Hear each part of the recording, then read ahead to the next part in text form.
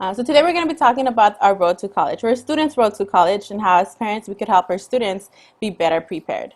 So today we're going to go over college readiness, what it means to be ready for college, why do we want our students to go to college, what options do they have after high school, some of the requirements for them to be accepted to their dream schools, and we're going to go over some financial aid and grants that are available. So first, we're going to go over A through G requirements. A through G requirements are some of the classes that students take during their high school years. A through G requirements are classes like history, English, mathematics, science, language, visual arts, and college prep. These are classes that take in high school, and what the A through G requirements mean is these are the classes that college are looking at to see if the student is ready for college level classes. And usually, when they're taking A through G classes in high school, they have to accumulate 210 credits to graduate from high school and receive their high school diploma. So they do take some classes that are not A through G courses during high school. And the reason for this is that the high schools usually have a different requirement than colleges do. Like A through G are just for colleges, but to graduate from high school, you have additional classes that students need to accomplish. Some of those being like extracurricular, like yearbook or leadership or PE or health class. Those are not A through G classes. However, they are necessary for them to graduate high school. And also, taking these classes makes students look like they are doing a little bit more than just what is required for colleges, especially if they're into something of extracurricular activities like leadership or JROTC if that's something that the school offers. It's important to know what options their students have after high school. Some of these options are college, community college, universities, but then sometimes their student may not be ready for college right after high school. We still want to encourage them to apply because sometimes it's maybe them not believing that they qualify, and they might qualify if they apply. But if not, it is very important for them to have a plan. If early on in their senior year, your student tells you that they don't know if they want to go to college, as a parent, it is the responsibility to talk to the school counselor, the college counselor, to make sure that there is a plan set in place to support the student. And first, we want to know why it's important for our students to go to college. Why are we pushing our students to go to college? Why are we in a presentation like this today making sure that they are prepared? And one of the biggest reasons why it's important for parents to push their students to go to college is for personal growth. In college, students can explore majors and careers. They could find out who they are, what they want to do, to bring to the world, what can they bring to the world, some of their skills and their habits. They would network. They would build a network of friends and professionals. They would gain knowledge and skills. They could travel, study abroad. They learn different cultures rather than just the ones in their community. They could also explore and become involved in extracurricular activities that could evolve into a professional job for them. And they will also become more independent, and they will break out of their comfort zone. So college really helps students become the person that they want to be, right? It helps them become those responsible adults who are now looking to give back to their community after finishing high school. And it's also important because those who graduate from high school are twice as likely, those who do not graduate from high school are twice as likely to be unemployed than those with a college degree. And something that we want is for our students to be better than what we are, right? Something that we want is for our students to supersede where parents are, and college helps them get there. And they also have career opportunities. They will have more job options, right? A career is different from a job. A career is something that is long-term, that lasts more than a couple of years. This is something that they will continue to do even if they go from one organization to another. A job is something more similar to like having a retail job, having a job at a restaurant. That is not necessarily a career like being in management, right? So college helps them get there. And employment, right? Healthcare and retirement plans. Sometimes careers have better healthcare and retirement plans, which is important for them to plan out for their future. So there's also 20 million more workers with post-secondary education will be needed by 2025. We are now in 2020, right? 2021 is right around the corner. And so by 2025, they will need over 20 million more workers who have a education higher than high school, because it will be jobs that are accessible to them, that if they have only a high school degree, they might not be able to qualify for. So let's talk a little bit about money. If you see on the scale, the higher the student's educational degree or just educational experience, the higher they will be earning, right, depending on their professional degree. This also is directly applied to their careers, right, or the jobs that they have. They're able to have higher paying jobs with higher wages because of their educational degree. So it's also important to choose the right college. Sometimes our students get discouraged because they did not choose the right college. They just applied to random colleges instead of doing their research and looking at things that they like. So it's important to be able to work with them to identify what college fits their needs and which one's the one of their dreams. So it's important to know and talk to your students about what their hobbies are, their interests. Research. Some of the schools are known, say if a student wants to be a veterinarian, right? Some of the schools are actually experts for vet studies. So then they will be applying to those instead of applying to one that's known for business. Visit colleges. That's also an option. Right now, you can visit colleges virtual. I know a lot of colleges are starting to do virtual tours to kind of give you an idea of how it looks. And sometimes how a college looks is important to a student. Like if they're into nature and the school has a lot of nature, that's also something that will make them feel a little bit more comfortable. It's important, again, to have a plan. What schools are we applying to? And if those schools, what are the school of our dream doesn't work, then what's our second option? Also support their decision. Sometimes the students might want to go to a school that's a little bit further that as a parent would be comfortable. But it's important to let them know that regardless of the school that they choose, they will have your support. And then also attend workshops. It's important for students and parents alike to attend workshops that are available to help them get ready for college. And also workshops that are related to college information. Like if your school offers a college fair, or I know through Destination College, there's a college fair as well. It's important to attend those when possible. So that way you could gather all the information to make an informed decision.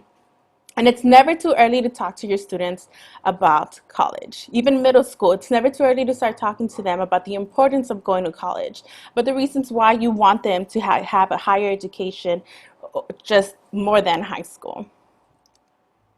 So then these are also some of the degree options that our students have when they go to college. Once they have a high school diploma, right, which takes 4 years for them to have a high school diploma, they have two options. They could go to a community college and get an associate degree. An associate degree only takes 2 years to accomplish. Or they could go straight to a 4-year school, which is like a university or a Cal State, where they could get a bachelor's degree. This one usually takes 4 to almost 5 years to receive. After they receive their bachelor's degree, and only with the bachelor's degree, they could go into getting a master's degree. The master's degree takes an additional 2 years after the bachelor's degree to receive. And from the master's, if they choose, they could get a doctorate, which is 3 more years. So if we do the math, after high school, they still have just shy of 10 years to go if they're aiming for a doctorate. So that's a lot of things to learn. That's a lot of education. And sometimes when we look at years spent in college, we think of money. But we'll also talk today about how to balance that, what help is out there, financial aid or grants that could help our students feel more at ease in accomplishing their goals when it comes to their educational degree and the money spent. So there are 4 systems of higher education. These are the 4 options our students have after high school. One of them being a community college, California State University, the University of California, and then they have the options such as private colleges and universities. Close community college in LA is LACC, Los Angeles Community College.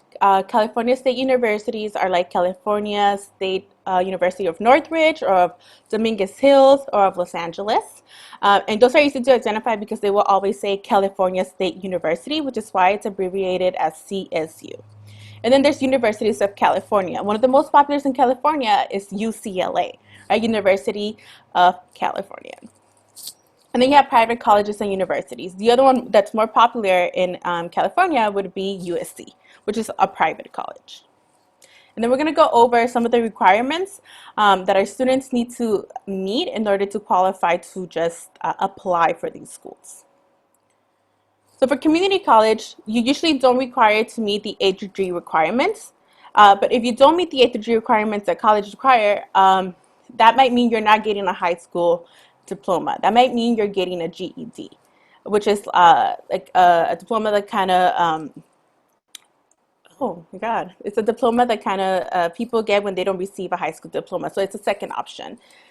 And it usually also means that you are either didn't qualify for a regular 4-year school and you're going this route first and then planning on transferring. So you could be a little bit under the 18 years. So 17 years, usually you're fine if you're going to a community college. And sometimes they even have a dual enrollment with high school. So it's also important to know if your high school offers dual enrollment classes with a nearby community college.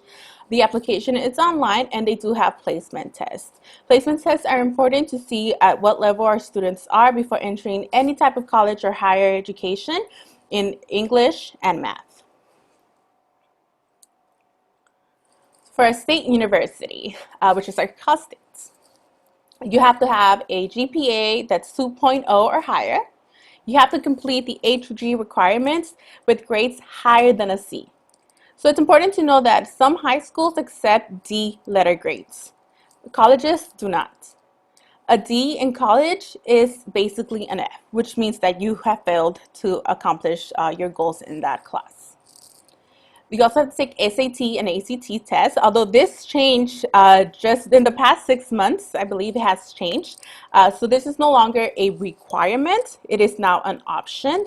But however, if the option is there for the students to take the SAT, I recommend that they still take it. It just won't hold as much weight as to whether or not they get accepted. They also have placement tests. Again, these are tests that they take once they get accepted to the school and they accept the school that they will be enrolling in, and it tests them on their levels in English and math. But nowadays, if in high school, I think in 11th grade, students take a test that's called the SBAC.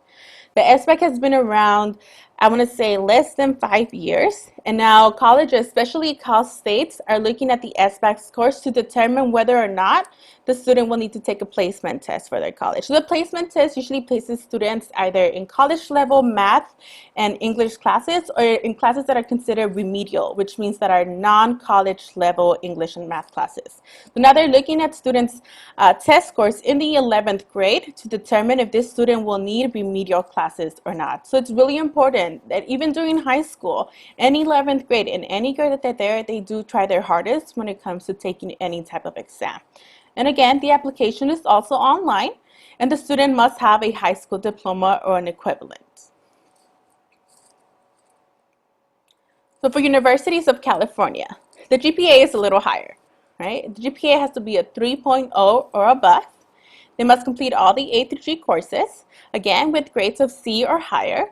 SAT and ACT, this is also an option for this year, and we don't know how long that's going to last. It might be permanent that they no longer have to require taking the SAT, but it's important to know. It's usually recommended that if students have any honors or awards, they include that in their application because these are highly competitive schools. They also do require that students have any proof of community service or extracurricular activities. And this is something that students would be receiving during high school. Because some high schools require students to do community service hours or student service hours. So this is to help them be prepared for applying to any type of university that requires that. They also have to write a personal statement essay. They have 2 subject tests and placement tests. The subject tests are optional, but they are recommended. The application is also online, and they must have a high school diploma. Now, a student could go from a community college. They could be at a community college from 2 years if come their senior year, they didn't qualify for a 4-year college, either at a Cal State or a university. They could go 2 years at a community college and then transfer to a Cal State or university. Of course, they will have to have kept their grades up, and they will have to show that they are a good student and that there is a difference between their high school grades and the grades they received at the community college before transferring. We also have private and independent colleges. Private and independent colleges vary a little from the requirements just because they get to pick what they want as a requirement and what they want as an option, they're not all the same. So the GPA varies, but usually it's no longer than a 2.5. They have to have A through G courses, but some schools may not require all A through G courses to be accomplished with a C or higher. It's also, usually they would have picked, if we're still requiring the SATs, that the students had to accomplish the SATs.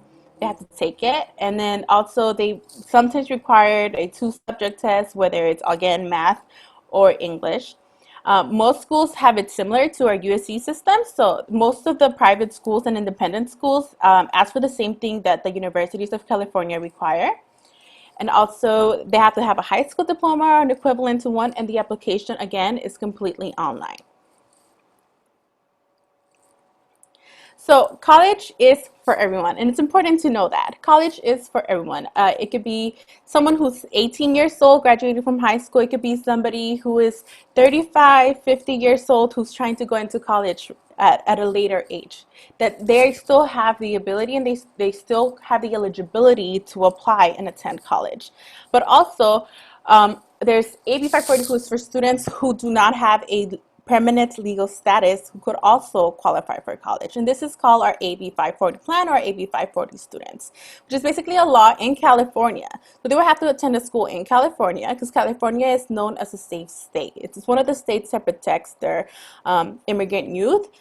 So it's AB 540. The student must attend a school in California for at least 3 years and have received a high school diploma or a GED.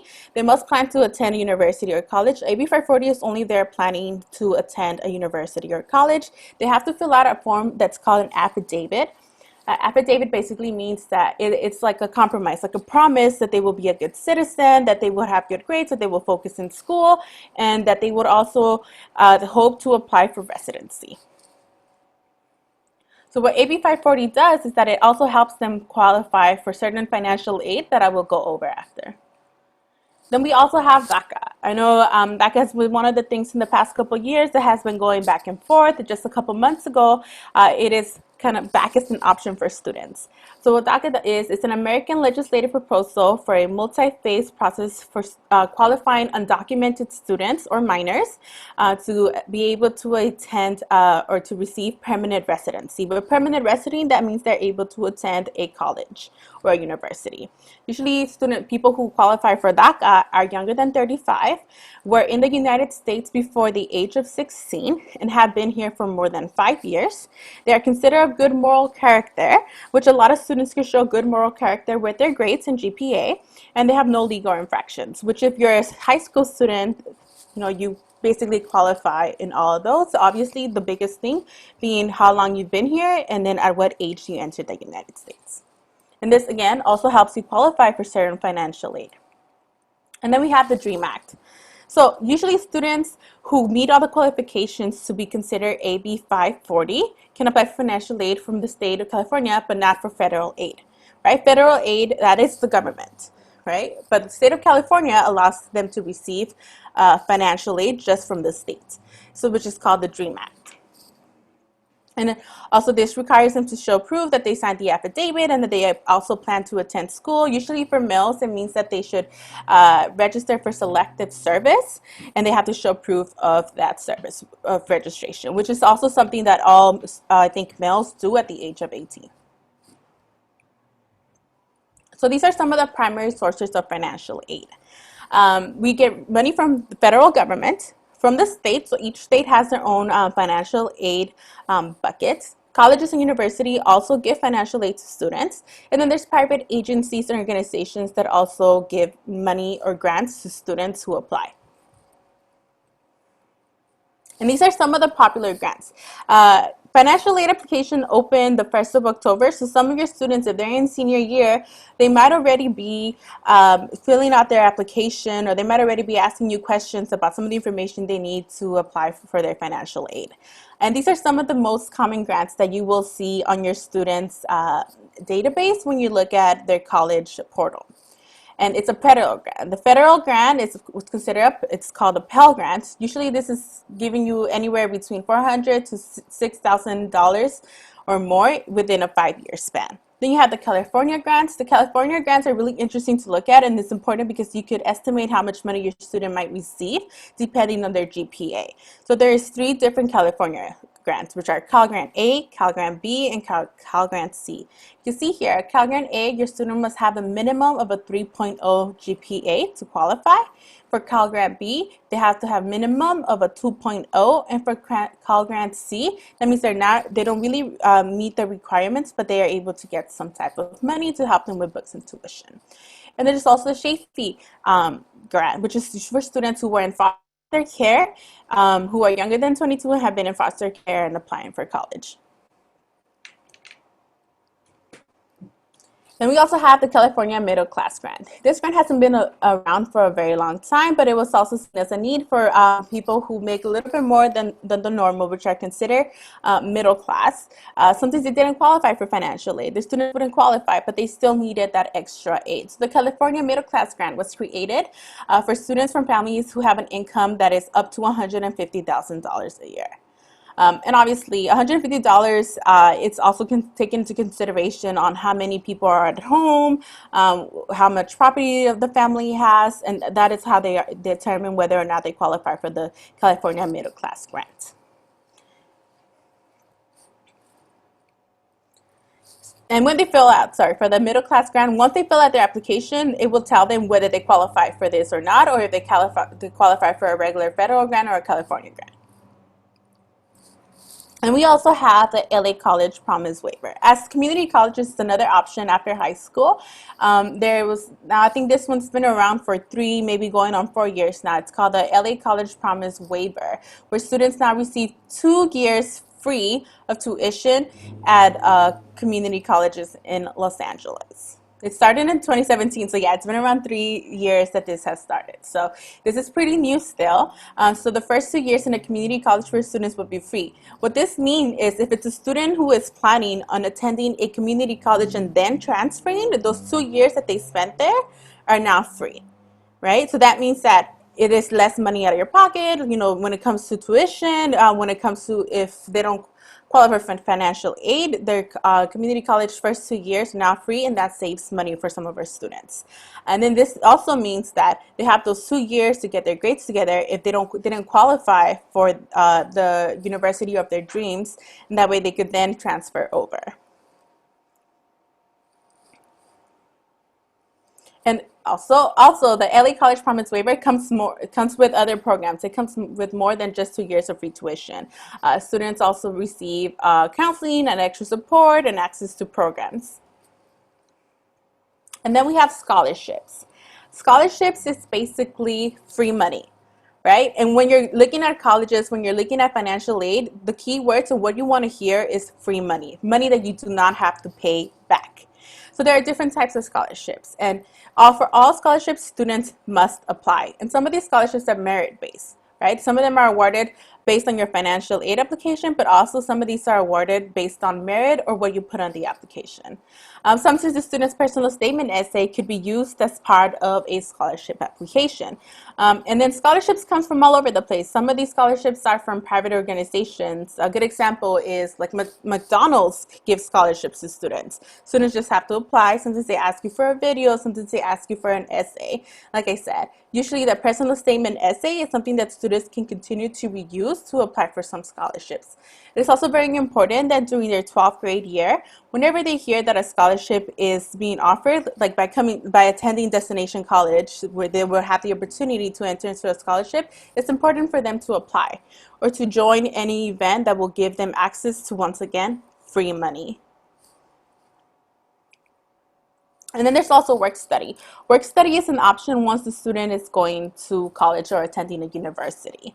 It is federally subsidized wages. It is a flexible work schedule and is usually on campus, so they get the opportunity to work on campus, which also gives them the chance to network, build their resume, and get to meet professionals in the area that they are interested as a career. And it's usually also part-time. What's great about work study is that they understand that they are a student first and not an employee. So this helps them to be very flexible when it comes to midterms or finals and students are testing. They know not to give the student extra hours, which is different and more excuse than it would be for a regular job outside of the campus. And then we have loans. I know loans sometimes might be a little scary, but think about it as a car loan, right? When we get a car and we have to get a loan, right, we don't really think twice about it because it is a need. We need that car to travel, to go to A, B, to get the things that we need. Same thing for educational loans, right? We need those educational loans to invest or for our students to invest in their future and hence to help out the future for everybody else or in the community and also as a family. And usually educational loans are a lot kinder than regular car loans or just regular loans in general. So they are also alternatives and there are also options for different kinds of loans. Student loans are usually lower in interest rate than any other type of loan. And they do cap you. They do only allow you to borrow a certain amount of money. So usually no more than $31,000 is what you are allowed to be able to ask or borrow for a loan. This means that usually like a loan that you would get at a bank, they give you room to borrow as much money as you might need. For educational loans, for student loans, you can't exceed the $31,000, which helps you manage your debt. And then also flexible payment plans.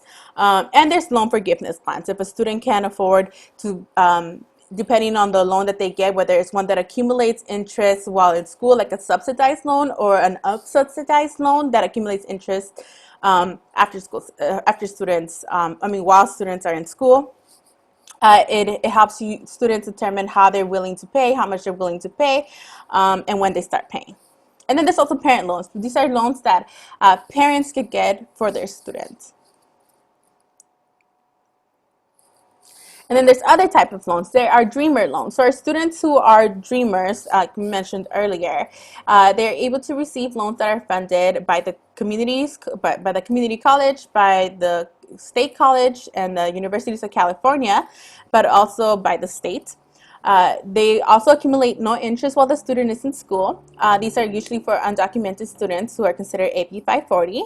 And the max that they could borrow is between $4,000 and $20,000. Again, they are capped. So this keeps our students' debt within a certain reach. And then there's private loans. Usually we don't recommend private loans unless it's necessary because there are so many options for educational loans outside of the private ones.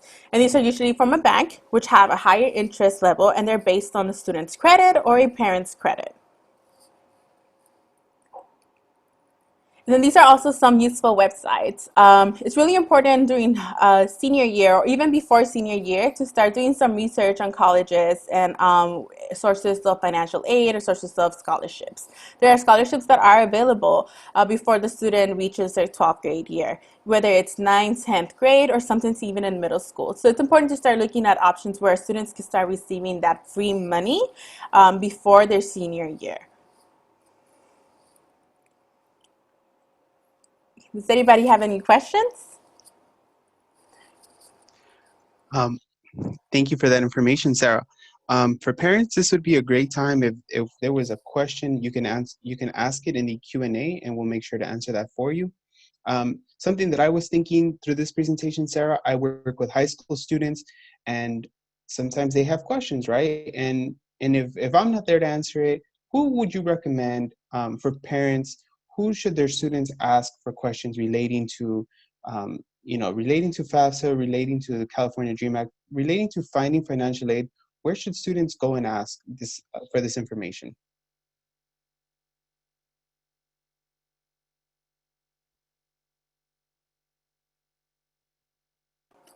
Hello, can you hear me? We Okay, can hear awesome. you. So usually, usually high schools have a college center now. I think that's a norm. There's a college center, so students could go to their college representative on campus. Through the fulfillment fund. I know you guys also have support for students, but usually it's a college center or a college counselor, or even their academic counselor is somebody that could help students out within their own school network. And right now, during this time, The college centers, the fulfillment fund are doing after school hours, helping students, or so your students are being invited to participate and have that support to fill out applications. So students just have to participate in these Zoom meetings. We are virtual and it is a challenge, but the supports are out there. So um, students have that support available to them in a virtual space. A reminder to parents, if there's any questions, please utilize the Q&A and we'll take care of those for you today.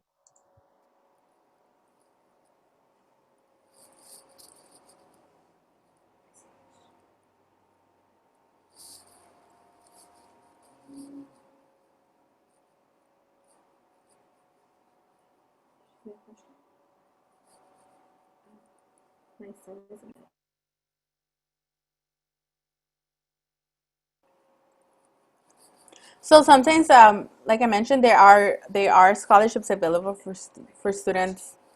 There are scholarships available for students that are younger than their 12th grade year, like in 10th grade.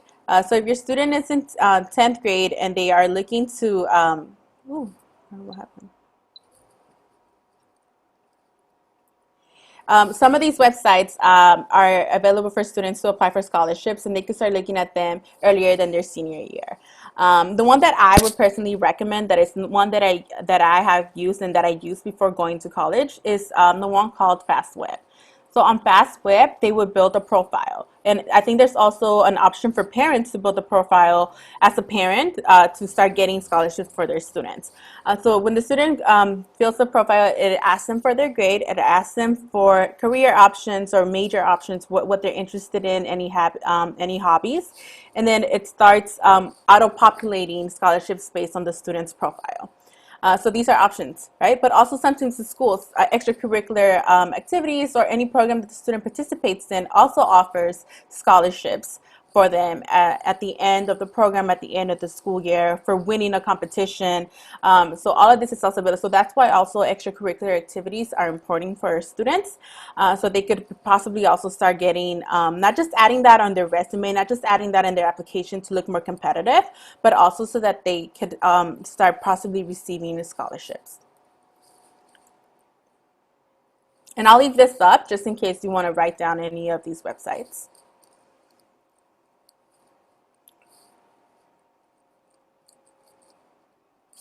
Any other questions?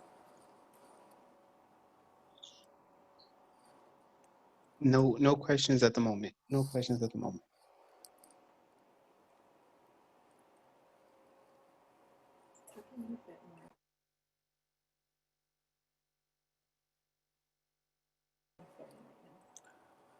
So I know right now things are a little uneasy, maybe a little bit unsure.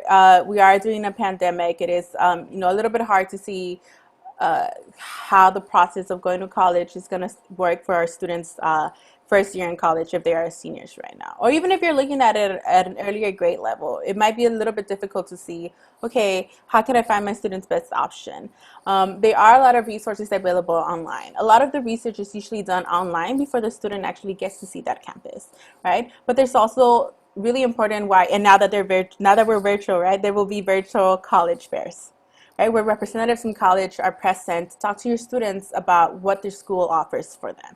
And sometimes also it's important to look at the area that the student wants to be for college. If they're planning on moving out of state, they're planning on staying within their community, if they really just want to go abroad and study somewhere completely different, right? It's important to also look at diversity levels, so that's something that's interested. If the student wants to be in a place that has a high percentage of diversity, they can start looking at all that information is available for every college and university online.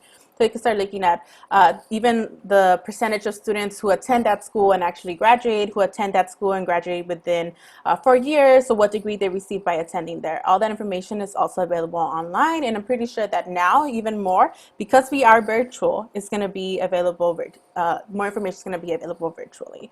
So again, it's important for students to make a list of maybe even if it's just universities and college that they hear often, whether it's something that they hear on TV, something that they hear their peers talking about. Make a list and then start looking them up online, right? Start looking them up and seeing, okay, how does this meet my child's hobbies, my child as a student, or maybe as a student themselves, you know?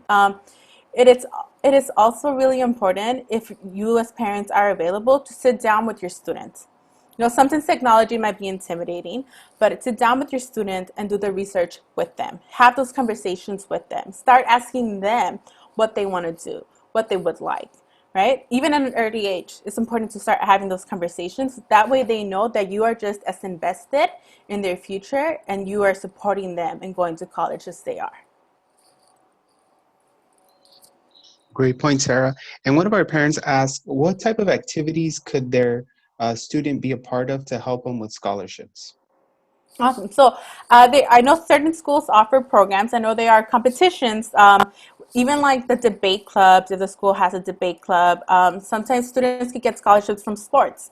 If a student excels in a sport like soccer or basketball, there are scouts that attend the games, and then the students are able to be awarded either financial aid packages or scholarships that help them get into a college or university of their choice or of their dreams.